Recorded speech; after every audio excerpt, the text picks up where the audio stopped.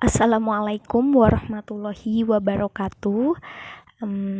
Hari ini kita akan membahas materi semester 1 yang tidak sempat kita bahas, yaitu kalor dan perpindahan kalor.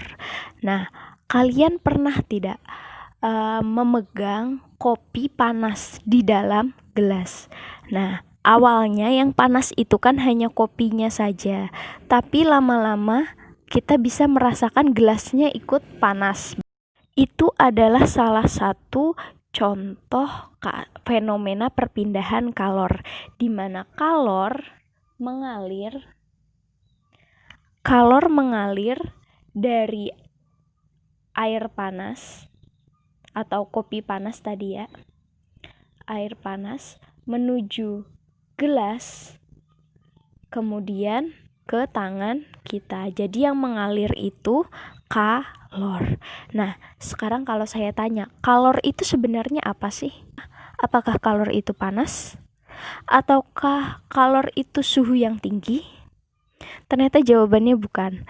Ternyata kalor simbolnya adalah Ki.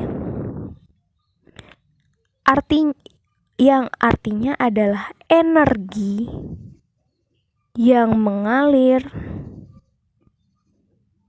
dari benda bersuhu tinggi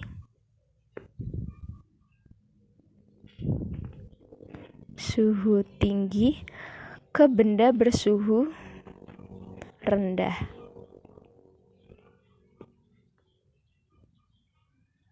Nah, jadi kalor adalah energi yang mengalir dari benda bersuhu tinggi ke suhu rendah. Jadi air panas kan tadi awalnya suhunya tinggi, terus dia otomatis ngalir ke yang lebih rendah, yaitu gelas. Kemudian gelas kan jadi hangat, nah kemudian ngalir lagi ke tangan kita.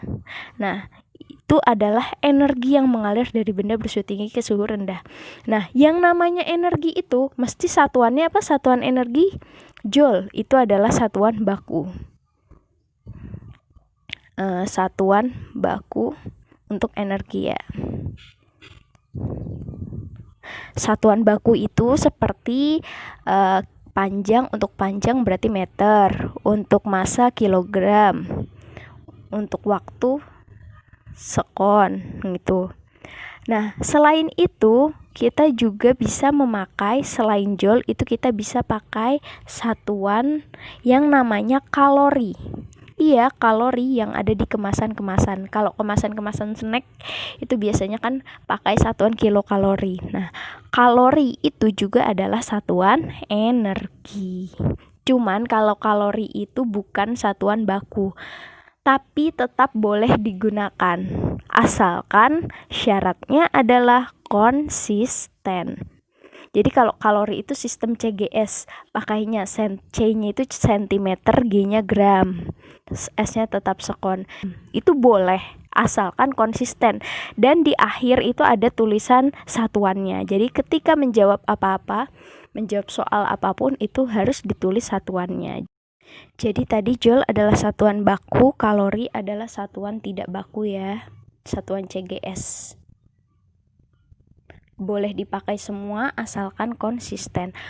Hubungannya 1 joule itu sama dengan 0,24 kalori, atau 1 kalori itu sama dengan 4,2 joule itu kalau mau dikonversikan gitu. Jadi yang pertama, kalor atau Ki lambangnya itu adalah energi yang mengalir dari benda bersuhu tinggi ke benda bersuhu rendah. Satuan yang dipakai untuk energi adalah joule atau kalori. Nah, sampai sini paham ya? Kemudian ketika kalor ini, Ki ini, kalor diberikan kepada suatu benda,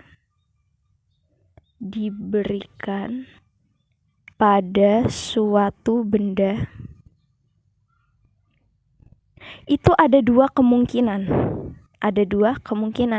Yang pertama, wujudnya tetap,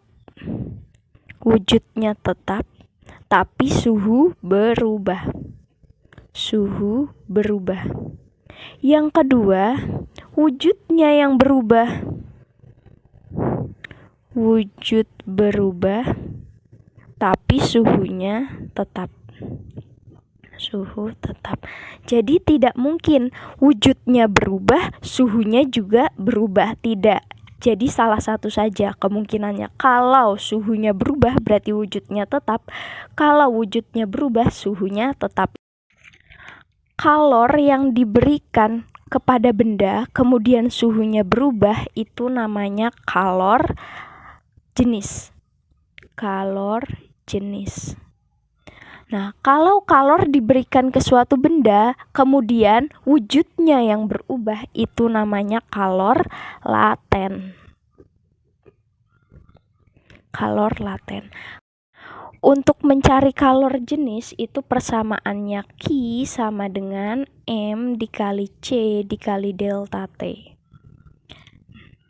Nah, tadi sudah disebutkan kalau Q ini adalah kalor, M itu adalah massa, C adalah karakteristiknya. Jadi setiap benda itu punya karakter sendiri, punya kemampuan sendiri dalam menyerap atau melepas kalor itu C. Seperti kemarin kita mencari pegas. Dia kan punya K kan. K itu karakteristik pegas, macam-macam. Pegas satu dengan pegas lainnya itu berbeda-beda menariknya. Nah, kalau C juga begitu. Jenis benda satu dan benda dua itu berbeda-beda dalam menyerap atau menerima kalor. Nah, itu jenis bendanya C. Kemudian delta T itu adalah perubahan suhu. Perubahan suhu. Bisa pakai Kelvin, bisa pakai Celsius.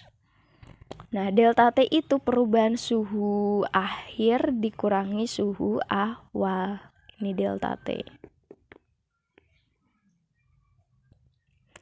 Kemarin kita juga sudah membahas tentang pegas, itu ada delta L ya. Semoga kita tidak asing di delta T ini.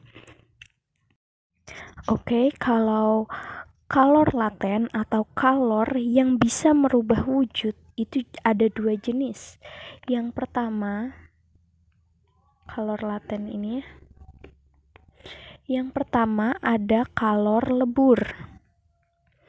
Kalor lebur itu melebur es menjadi air, dari padat ke cair. Jadi dari es menjadi air itu namanya kalor lebur. Yang kedua ada kalor uap.